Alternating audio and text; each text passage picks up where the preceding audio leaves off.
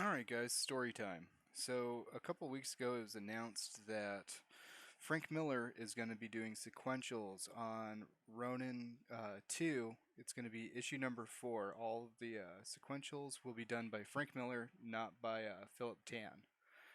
Um, could be for a lot of reasons. Maybe Frank Miller doing sequentials will be a boost in the sales. Maybe the book's been late. Um, Could be just because Frank Miller has the itch to do sequentials again. If you watched any of the videos about Frank Miller Presents, the launch of the publisher, and things like that, you could see that. Let me see if I can raise this up some.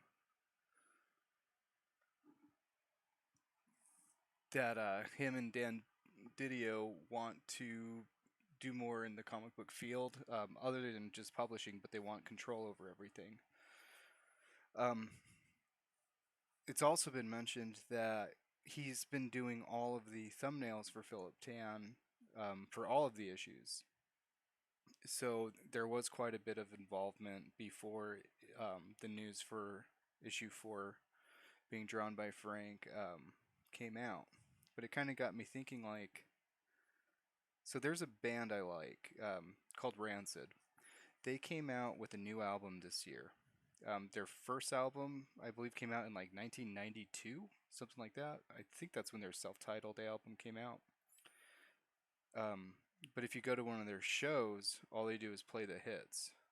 So it's kind of a similar thing. Like, is Frank Miller working on the Ronin series because he wants to be working on something new, or is he playing the hits, or what's actually going on? But just like I bought that new Rancid album, I'll be buying Ronin 2 issue 4 this September when it comes out because I'm a Frank Miller fan. I want to see what his sequentials look like now. I know he's done a lot of pinups and things for the Marvel covers that have gotten a lot of negative commentary, but I think that's just kind of the world we live in now where everybody wants to say something about something, and most people realize that negative stuff gets more attention than positive. But maybe Frank Miller does something awesome. In one of the Dan Didio interviews, I think it was on a YouTube channel. It was Gem Mint Collectibles, I think it's called Near Mint Collectibles, Gem Mint Collectibles, something like that. If you look up a Frank Miller Presents interview with Dan Didio, you'll find the video. Um, but he said that the thumbnails that were getting drawn by Frank Miller for Philip Tan on Ronin were good enough. Like they could have just been publishing that. So maybe he's started by doing sequentials, and the thumbnails are just getting up to a quality standard where he sees it being something that would make a quality book again. Sorry, some of these lines need to be really fine. I'm trying to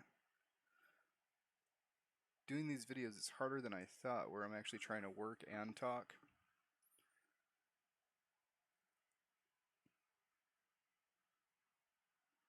There we go. Just wearing a fur coat, so I'm trying to make it kind of reflect that. Let's get down in this side. But so there was the Xerxes book. I believe that was the last thing that Frank Miller actually worked on.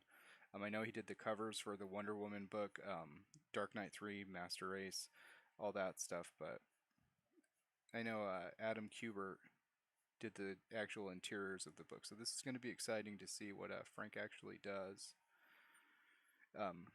But it's kind of weird, right? Like everyone complains about what new comics are like, and we need this or that. But all of the people that complain about the new stuff, they all celebrate Frank Miller's work. But it's really just his past work. If they're talking about those Marvel covers, like it's some terrible thing that he's doing now, and he's lost his touch, or whatever the comments are. Like all I've seen is negative, so that's kind of why I'm approaching it that way.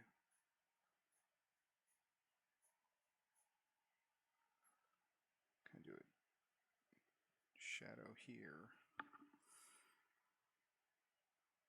maybe here too.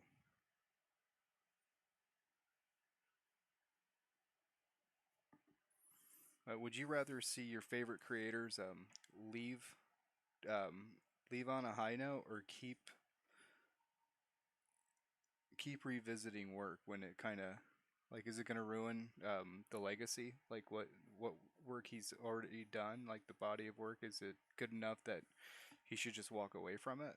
Because I think if you're a creative person, that's really hard to do. Also, I mean, look at John Byrne. He's been drawing X-Men pages for years now, and none of them are going to be published. He just does them because he can't not do it. Let's see here, do the sleeve here.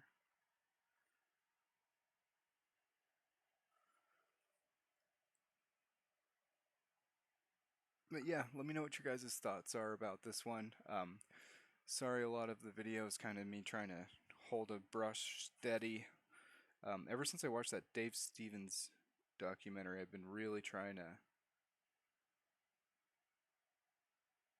step up my game with a Kolinsky sable. Not the easiest task.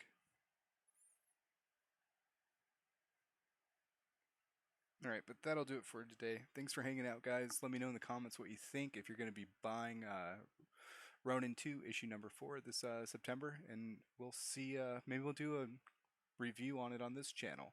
Thanks for hanging out, and I'll see you guys on the next one. Bye.